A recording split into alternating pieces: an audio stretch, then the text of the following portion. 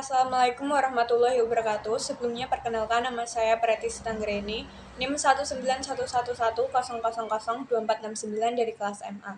Saya di sini akan mempresentasikan tentang ujian tengah semester mata kuliah manajemen risiko yang diampu oleh Bapak Purwo Adiwibowo SEMSC. Soal yang pertama, contoh risiko berdasarkan tingkat ketidakpastian. Yang pertama, ada tidak ada atau pasti. Dengan karakteristik, hasil bisa diprediksi dengan pasti. Contohnya adalah takdir mubram seperti tanggal kelahiran, jodoh, dan kematian. Lalu ada ketidakpastian objektif. Dengan karakteristik, hasil bisa diidentifikasikan dan probabilitas diketahui. Contohnya permainan domino. Yang ketiga, ketidakpastian subjektif. Dengan karakteristik, hasil bisa diidentifikasikan, tapi probabilitas tidak diketahui. Contohnya kebanjiran dan kerugian akibat panen. Dan yang terakhir, sangat tidak pasti. Dengan karakteristik, hasil tidak bisa diidentifikasikan, dan probabilitas tidak diketahui. Contohnya pergi ke bulan. Soal yang kedua yaitu identifikasikan risiko berdasarkan kemungkinan terjadinya kerugian dan derajat atau kadar risiko. Kemungkinan terjadinya kerugian atau chance of loss yaitu risiko yang dinyatakan dalam rasio perbandingan jumlah kerugian terjadi dibanding jumlah kerugian yang mungkin terjadi dalam jumlah besar. Derajat atau kadar risiko atau degree of risk adalah kisaran penyimpangan dari kerugian rata-rata atau kerugian aktual dibanding kerugian yang diharapkan. Soal ketiga, proses atau tahapan manajemen risiko secara singkat. Proses atau tahapan manajemen risiko yang pertama ialah identifikasi risiko atau mengenal pasti bahaya atau ancaman risiko yang relevan. Lalu evaluasi risiko untuk tiap sumber risiko yang telah diidentifikasi.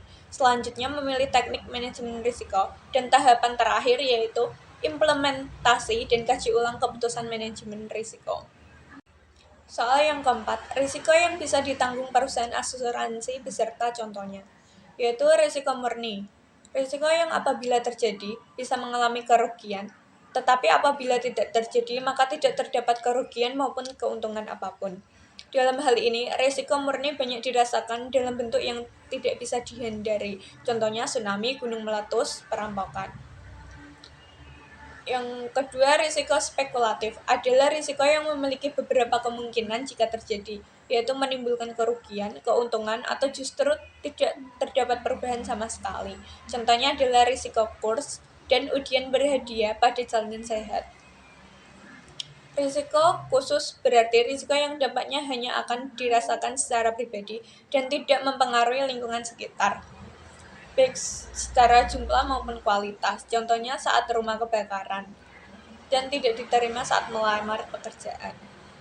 Dan yang terakhir yaitu risiko fundamental adalah risiko yang berdampak tidak hanya secara pribadi, tetapi juga pada lingkungan sekitar dan orang banyak.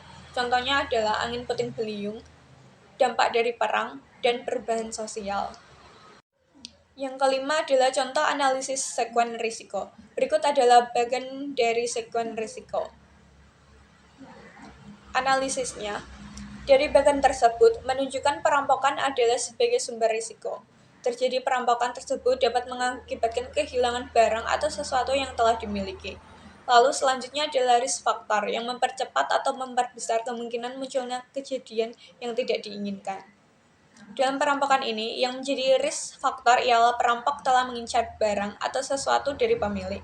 Keadaan tersebut akan mengakibatkan hilangnya barang atau sesuatu yang dimiliki, yang dapat menjadi trauma bagi korban dan bisa terjadi kerugian. Setelah melakukan analisis sekuen risiko, kita dapat melakukan pencegahan, seperti menaruh barang berharga di tempat yang aman agar tidak diincar perampok.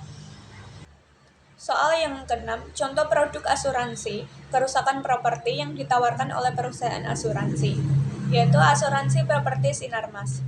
Ada Simas Ruko yang diperuntukkan bagi pemilik ruko dengan manfaat ganti rugi atau risiko PSAKI yang juga menanggung harta benda yang ada dalam bangunan yang diasuransikan. Ada Simas Rumah Hemat Plus dengan manfaat tidak jauh berbeda dengan asuransi ruko. Hanya saja, properti yang ditanggung adalah rumah sesuai dengan polis yang ditawarkan. Polis ini juga memberikan santunan cacat tetap atau meninggal dunia dan biaya pengobatan kecelakaan. Selanjutnya ada asuransi properti BRI Prince atau disebut BRI Insurance dengan 3 pilihan plan yaitu Silver, Gold, dan Premium dengan premi dan uang pertanggungjawaban yang berbeda-beda.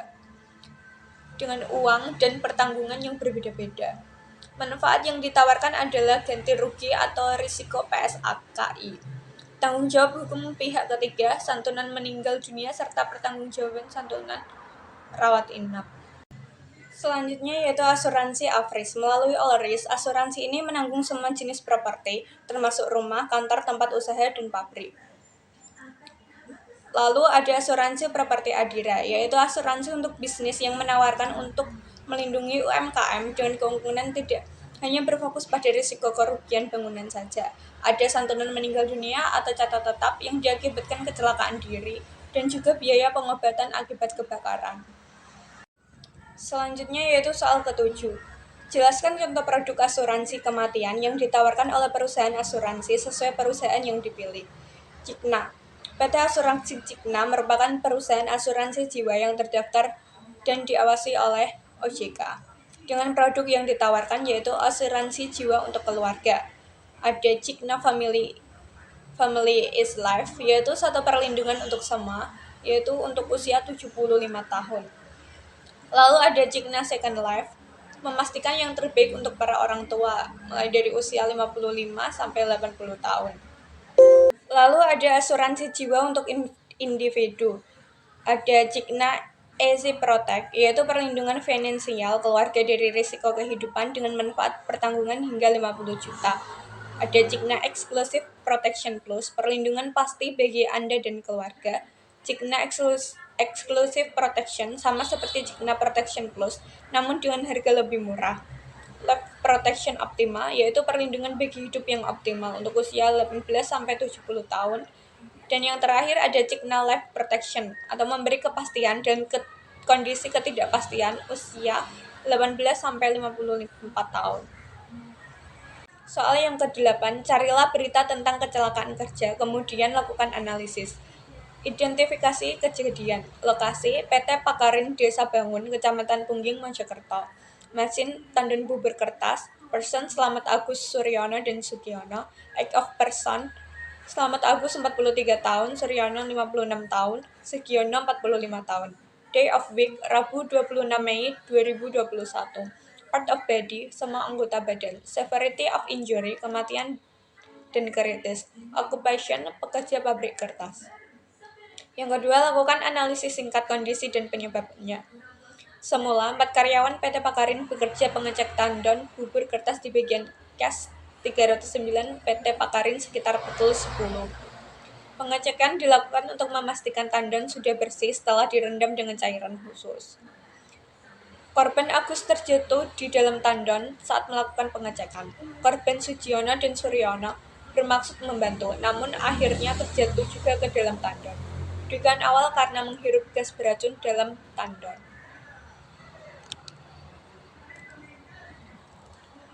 Lalu lakukan asesmen risiko. 3 pekerja pabrik kertas itu berhasil dievakuasi dari tandon. Mereka dibawa ke RSUD Prof. Dr. Sukandar Mojasari, Mojokerto. Yang keempat, lakukan analisis akibat kejadian kecelakaan tersebut. Semula 4 karyawan PT Pakarin bekerja mengecek tandon bubur kertas di bagian Kas 309 PT Pakarin sekitar pukul 10. Pengecekan dilakukan untuk memastikan tandon sudah bersih setelah direndam dengan cairan khusus. Korban Agus terjatuh ke dalam tandon saat melakukan pengecekan. Korban Sugiono dan Suryono bermaksud membantu.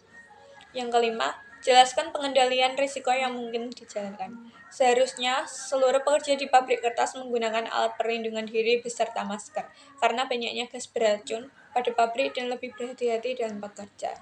Sekian presentasi dari saya. Mohon maaf apabila ada kesalahan. Kurang lebihnya saya ucapkan terima kasih. Wassalamualaikum warahmatullahi wabarakatuh.